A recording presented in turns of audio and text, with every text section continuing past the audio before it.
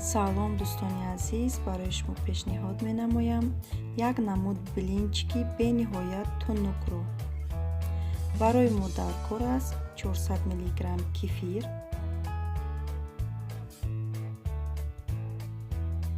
2 тухм, 3 қошуқ равған, 1 қошуқ шакар ва 1 қошуқ намак ҳамроҳ мекунем.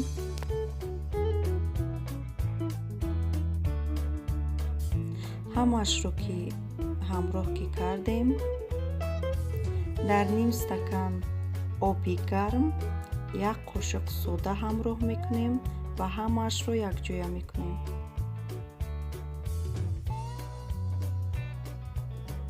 ҳамаашро якҷоя ки кардем, орд ҳамроҳ мекунем.